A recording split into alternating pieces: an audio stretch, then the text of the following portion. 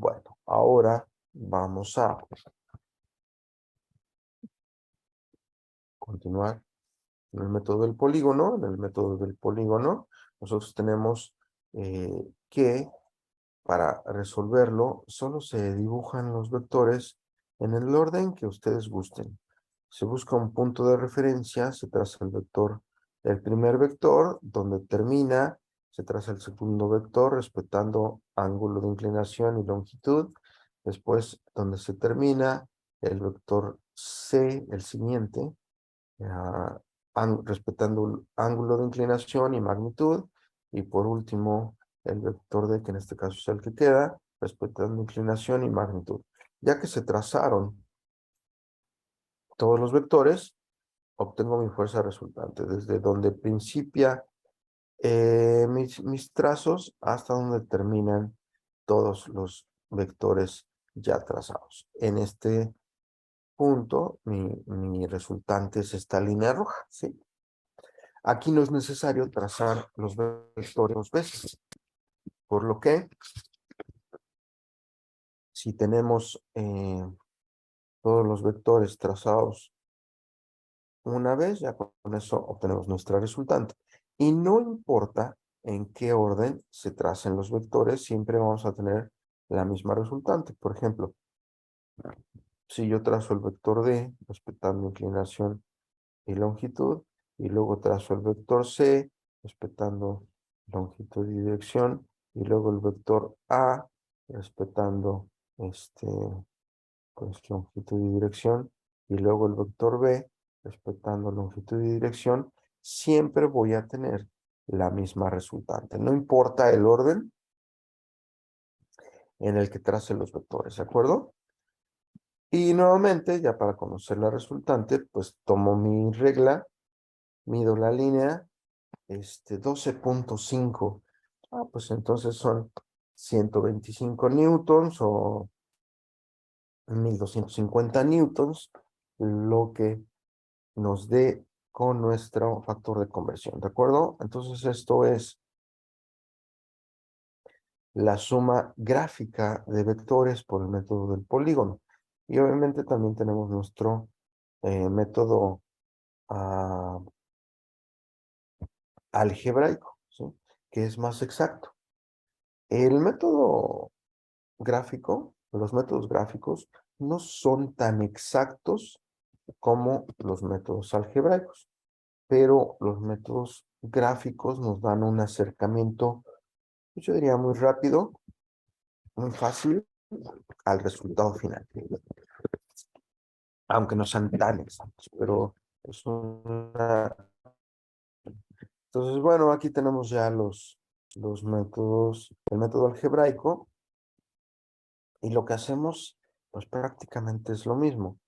En un método algebraico lo que hacemos es encontrar las componentes en X de cada vector y después las componentes en Y de cada vector. Después sumamos esas componentes en X, tenemos una resultante en X, sumamos las componentes en Y, tenemos una resultante en y ya con esas resultantes vamos a poder obtener lo que es ya el vector final, ¿sí? Me explico. Por ejemplo, de aquí del vector A, la componente en X es lo que se refleja en X. Para el vector B, lo que se refleja en X es esta parte. Y para el vector C, lo que se refleja en X es esta parte. Entonces, si yo sumo esas líneas, voy a tener lo que mide el vector A, lo que mide el vector B, y después lo que mide el vector C. Bueno, pues mi resultante en X es este pedacito. No sé, algo así.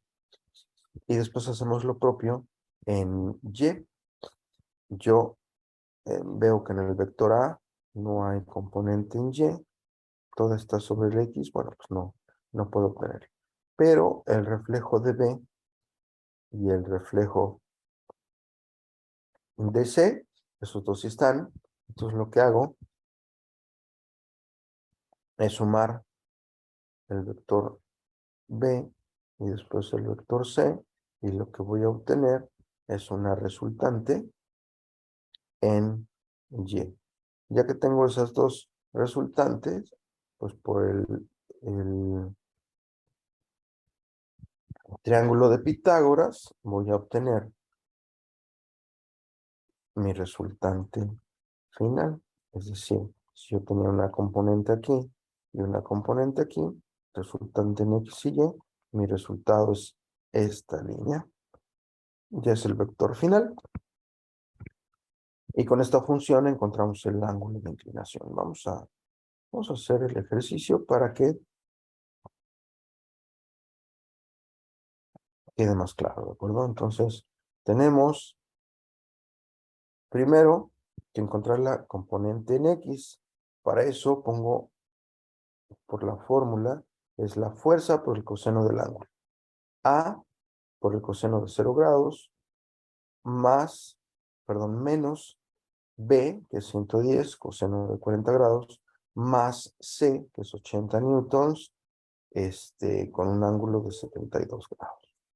Yo, si utilizo mi calculadora, debe estar en grados, con una D en la pantalla, y voy a lograr un resultado, o voy a obtener un resultado de 35.45 newtons.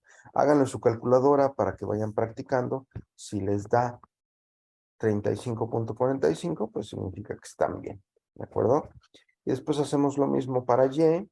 Tenemos para Y la función ahora es seno, no es coseno, sino función es seno, pues es fuerza por el seno del ángulo. Entonces, A es 95 newtons, seno de un ángulo 0, más 110 seno del ángulo 40, menos 80 newtons, seno de un 72 grados.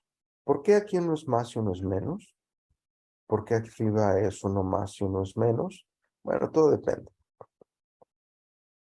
Si yo considero los valores en X, el vector A va para el lado positivo y el vector B va para el lado negativo. Entonces, por eso es el primero positivo, el segundo negativo, que es de 40 grados. ¿Está? 40 grados es negativo y 80 es positivo. Hay diferentes formas de escribirlo. Por ejemplo, si yo no quiero considerar, o yo no sé cómo considerar que este es negativo, lo que puedo usar es el ángulo eh, con dirección contrario a la dirección de las manecillas del reloj, ¿sí? Por ejemplo, si yo estoy aquí sobre A y mido el ángulo hasta el vector, voy a tener un ángulo de 140 grados, ¿sí? Entonces, yo le puedo poner a todos más, considerando ese ángulo, y me va a dar el mismo resultado. Pero si yo no quiero sacar este ángulo, y sé que va hacia la izquierda, veo un ejemplo parecido. Bueno, pues si el ángulo está aquí, y la dirección es hacia la izquierda, pues lo pongo como menos 110 coseno de 40, ¿sí? Y en Y, yo veo que el vector B va para arriba, al lado positivo de y el vector C va para abajo, negativo, en el eje de las Y. Entonces, por eso pongo 95 más 110, que es positivo, menos 80, que es negativo. Y bueno, pues yo nuevamente podría poner aquí seno de 140, pero sé que el seno de 140 también va hacia el lado positivo de Y, ¿de acuerdo? Entonces, pues ese es el método gráfico, perdón, el método algebraico. Ya con esto nada más me debe de salir menos 5.37 por el teorema de Pitágoras. Es Rx al cuadrado más Ry al cuadrado, y después la raíz cuadrada me da 35.85. Y para el ángulo, como quiero calcular el ángulo, tangente, la función trigonométrica tangente debe pasar del otro lado del igual. Entonces me queda ángulo es igual a tangente a la menos 1 de RY, que es menos 537, R sobre RX, que es 3545. Entonces yo hago mi operación y me da menos 8.61 grados. Por lo que